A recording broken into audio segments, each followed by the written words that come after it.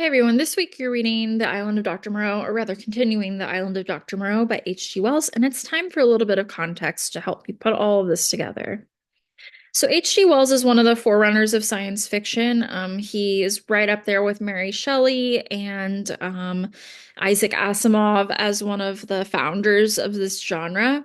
Those are not the first people to ever do science fiction. Of course, people argue that it goes back way further than this, and it definitely has some predecessors that are earlier than H.G. Wells, but he is one of the big figures that we think of when we think about science fiction. He wrote The Time Machine, The Invisible Man, War of the Worlds, a lot of like things that we consider classics of science fiction today. Science in the 19th century is really interesting, and what I really want you to take away from this video is that a lot of the things that are happening in the island of Dr. Moreau, science-wise, are cutting edge science. And it that we know, we always think that like it doesn't matter what generation you are, you always think that your generation is like the peak of technology. And the truth is that like as much as we feel like wow, we've got like drones and AI and all of this other stuff, like every generation feels that way. Everybody always feels that their time period that they're living through is the most advanced. And that's because it always is, right? So some of the things that uh, became commonplace during the 19th century or started to become commonplace during the 19th century that were like paradigm shifting, that like changed the way people interacted with the world around them. Are first of all, electricity.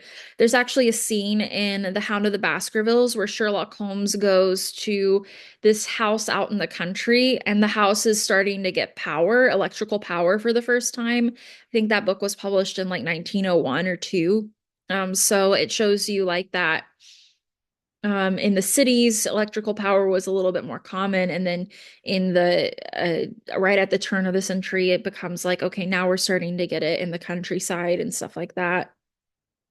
Photography and cinematography emerge in the 19th century. A lot of people don't realize how early photography really is. And there are a lot of famous people actually who were amateur photographers, including Lewis Carroll, the guy who wrote Alice in Wonderland, and Charles Dickens. And you have to think about how like mind-blowing this is. Like we think of electricity as like, wow, people before then must have had to use fire for everything and how hard that would be and everything. But like think about how weird it is when you go from like n not being able to necessarily guarantee that every time somebody sits down to paint or draw something, they're going to realistically represent the world around them, to having like a fairly quick in comparison like way of pretty much immediately capturing the world exactly as it is and how much that changes the way you think about everything.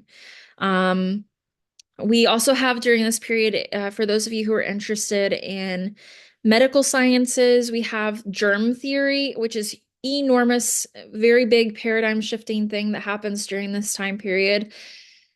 Before this time, people actually thought that you got sick from what was known as miasmas, or that translates to bad air. So it's like if you walk into a room and it smells musty or gross or something like that, people would think, oh, that staleness of the air is going to make you sick, right?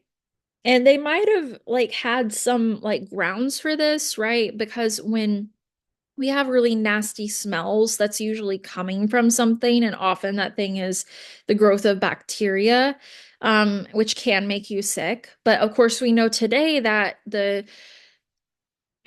main thing that makes people sick is either viruses or bacteria, which are microscopic organisms that live in the thing that is causing the bad smell, right? So that bacteria is what's causing you to get sick. And that, things can make you sick that don't smell at all or don't have any kind of relationship to the air. So that was pretty huge, pretty enormous. We also have the development of blood transfusion, which again is like a pretty big deal because prior to this point, that really wasn't a thing. It did take them a little bit longer to figure out.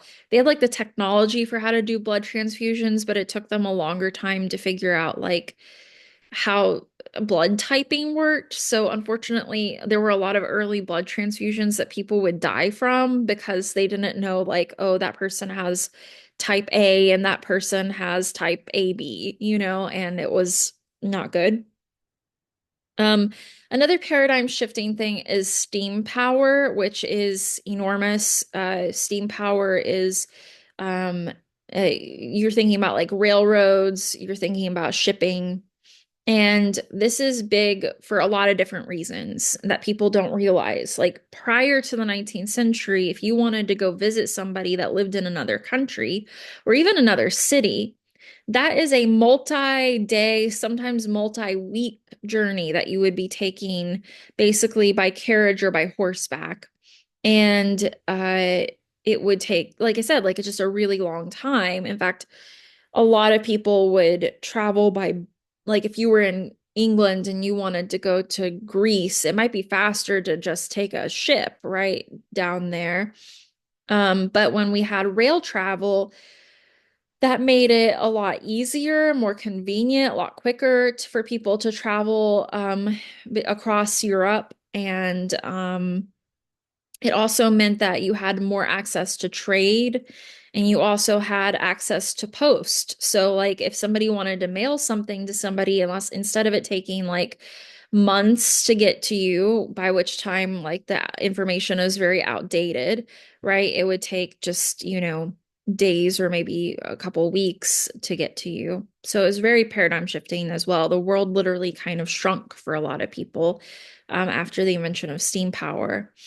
And finally, we have anesthetics. And I want to end with this because of how normal we think of anesthetics as being for in a lot of different circumstances, a lot of different medical circumstances, but also during animal experimentation. So, science and literature in the 19th century, like, were not that separate the way that they are today. At the beginning of the 19th century, we are just starting to see science emerging as a profession. Like today, we have people, they go out and they're biologists or they're chemists, or like Neil deGrasse Tyson is an astrophysicist, right? Like, and that's their job. Their job is to do science and then explain the science to other people, right? And in the 19th century, we are just beginning to see that happen, right? Before that, there really isn't such a thing as being a scientist. It's just like a thing you do on the side, or if like you don't have to have a real job because you were left an inheritance or something like that, then you might do science, right? So they're really not that separate from one another. And a lot of people actually made sense of the world around them and the science around them through literature, through poetry or stories. Erasmus Darwin, who is Charles Darwin's grandfather, he loved to write poetry about nature and about the scientific kind of ideas that he was coming up with. And in fact, he has some like poems, long poems that are basically proto-evolutionary. So there was a time where literature was just another way of making sense of the natural world. Um, but we see them start to begin to separate in the 19th century. And one of the reasons for that, it actually has to do with exactly the topic that you're encountering in the island of Dr. Moreau, which is ethics.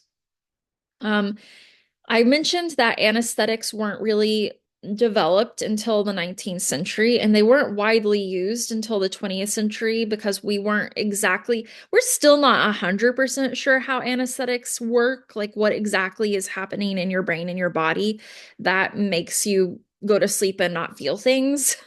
And in the 19th century, we had a lot, like I said, like a lot of people were interested in science, and we had a lot of people doing kind of sort of citizen science, right? Like You would have people who weren't really scientists because that really wasn't a thing yet, but they wanted to do experimentation because they were interested in the natural world.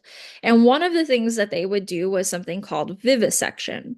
Vivisection, it means literally live dissection. So you would operate or experiment on a living creature.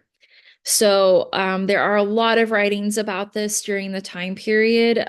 People would wrote about like experimenting on birds. They would put birds. They put birds in these glass bowls, and they would suck all of the air out of the glass bowl to see how the bird would react, and to see if like they could learn anything about the way that breathing worked, right? Now, I want to make clear that this was a very common experiment. These bowls were sold, and people would just have them in their living rooms, and they would do this experiment on their pets, on their pet birds. And I want you to think about that.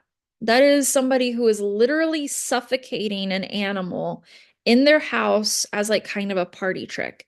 And this wasn't an uncommon thing, it was a thing that was done very frequently. And there were also a lot of people that would write about like puppies being surgically operated on and hearing the dog yelping and crying and screaming and stuff like that. It was people were really disturbed by this, and very rightly so, because it was very inhumane. There was no anesthetic making this pleasant for the creatures. There was no like ethical guidelines about like how you could experiment on animals.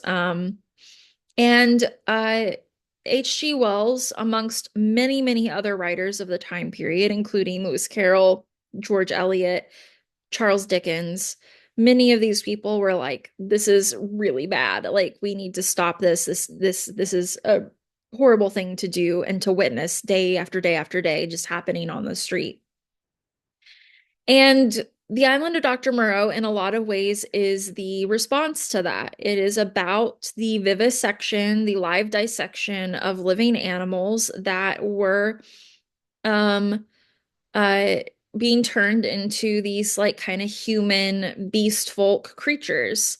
And that's what the book is about, is kind of the ethics of that. And the reason that um, Moreau is a mad scientist, right? And one of the most famous mad scientists in literature is because of something that was super, super common during H.G. Wells's lifetime. In fact, to the point that H.G. Wells has a ton of like essays that he wrote about science. And he actually wrote an essay where he says, like, I'm really worried about this idea of plasticity. Plasticity is like, it's like, think about like plastic surgery, like the idea that you can shape and mold a living organic form from one thing into something else. And today I think of plastic surgery as like, well, let's give somebody a nose job. Let's make their nose look different than it does right now. But H.G. Wells was worried about like, where does this go at the furthest extreme? And a lot of people were experimenting with plasticity on animals. And he felt like, well, what if somebody took it up in their heads and said, like, well, I'm just going to see how deep the rabbit hole goes, right? And does something like what Dr. Moreau does. So he believed that this was a real thing. Now, unfortunately, this is actually the reason that we begin to see the separation of science and literature during the 19th century. Instead of these being equally valid forms of working through the world around you, they become, there's begins to be like a rallying around science as being like logical and rational and driven by data and facts. And scientists begin to say that like there is no place for emotions and feelings in science. And a large part of the reason that they're saying that is because of vivisection and all of the people that were very against that. Scientists would say like it's ridiculous to be getting emotional about these animals. There is no place for sympathy and for feeling bad in the pursuit of science. And people pushed back on that and said, yeah, but there's a line somewhere, and we need to find like where the line is ethically that we don't cross. And so that's where we really start to see like scientists become this like very logical, rational field, not because that's necessary to the scientific method. It's actually not. And there are a lot of scientists operating today who think that they are completely logical and rational, but they are human beings and they are operating from places of bias and prejudice and their own kind of feelings about the world around them. That's just part of being human, and we can try to do our best to avoid those behaviors, but it is like something that often does corrupt scientific experimentation even to this day. um and the fact of the matter is, right, like the logical thing to say is that we could do a lot of things if we said, like, let's not have any limits, right? Dr. Mengele from World War II is a amazing example of that. If you look him up, he's does horrific things to the Jewish people during the Holocaust because he can and because there are no boundaries to what he can do from them. They are like the creatures in the island of Dr. Moreau, animals to him. And so they are fit subjects for experimentation. And what we see today, what we know now, is that like uh, literature, while it's not the best way to have scientific breakthroughs, is still potentially the best way of exploring the ethical and emotional dimension of science and of understanding the way that the science that we explore is going to affect us on a social, cultural, emotional level. So take with that what you will, especially those of you in the class that are science people, which you're my people because that's my area of literature is looking at literature and science. Really interested to see what y'all think. So I don't know if y'all are gonna have a time for an extension challenge this week, but your extension challenge for this week is one of H.G. Wells's books, and you could really pick any of them, and he has also some short stories. But my suggestion is The Time Machine or The War of the Worlds. They're both really short and a really good time. And The War of the Worlds and The Time Machine also have a lot of film adaptations that you might also find interesting to explore. I hope that this has been helpful for you. Let me know if you have any questions, and I'll talk to you next week.